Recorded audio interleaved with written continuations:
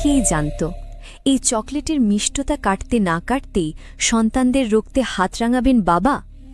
শুক্রবার রাত ৮টা, ছোট মেয়ে ফারিয়া বাবার কোলে, আর মেজ মেয়ে হাবিবার হাত ধরা বাবার হাতে। পাশের দোকান থেকে সন্তানদের শখের চকলেট আর চিপস কিনে দিচ্ছিলেন বাবা ফোরকান মিয়া।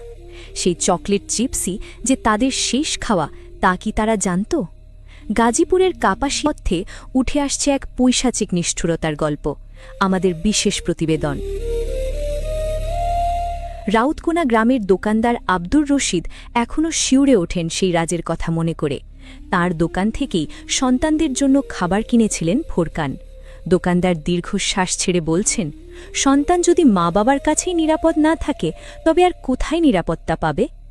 রাত 10টায় দোকান বন্ধ হওয়ার পর সেই ঘরে কি ঘটেছিল তা ময়না তদন্তের টেবিলে। ভোরের আলো ফুটতেই সেই ঘর থেকে উদ্ধার করা হয় 3 শিশুসহ 5 জনের নিথর দেহ। স্থানীয় বাসিন্দা শ্রাবণী বেগম ঘরের ভেতরে গিয়ে যে দৃশ্য দেখেছেন তা বর্ণনাতীত। জানালার গ্রিলে 2 হাত বাঁধা অবস্থায় ছিল মা শারমিন আক্তারের দেহ। পরনে নতুন শাড়ি, মুখে টেপ আর কালো কাপড় পেঁচানো। দেওয়ালের রক্তের ছাপ আর মেঝেতে পড়ে থাকা ছোট ছোট সন্তান ভবিষ্যৎ আর আস্থার শেষ আশ্রয়স্থলকে। স্বজনদের দাবি, ফোরকানের মাথায় ছিল দ্বিতীয় বিয়ের ভূত। এ নিয়ে শারমিনকে আদালতেও পাঠিয়েছিলেন তিনি। কিন্তু নিজেকে নির্দোষ প্রমাণ করতে ফোরকান আগেভাগেই একটি অস্বাক্ষরিত অভিযোগপত্র টাইপ করে রেখেছিলেন, যেখানে তিনি দাবি করেছেন এবং স্ত্রী পরকীয়ায় লিপ্ত। অথচ তদন্ত বলছে ফোরকান সম্প্রতি শ্বশুরবাড়িই যাননি। ফোরকান তার ভাইকে ফোন করে বলেছিলেন।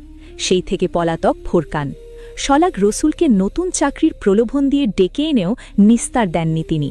ওই বাড়িতে ফরেন্সিক দল এসেছিল একদল শিক্ষার্থী। সবার চোখে মুখে একটাই প্রশ্ন, একজন বাবা কিভাবে এতটা পাষাণ হতে পারে? বাবার পরে স্বামী একজন নারীর বড় আশ্রয়, কিন্তু সেই আশ্রয়ে তখন বিচারহীনতার এই সংস্কৃতি আমাদের কোথায় নিয়ে দাঁড় করাচ্ছে? কাপাসিয়ার এই ঘরটি আজ এক নীরব হাহাকার হয়ে দাঁড়িয়ে আছে।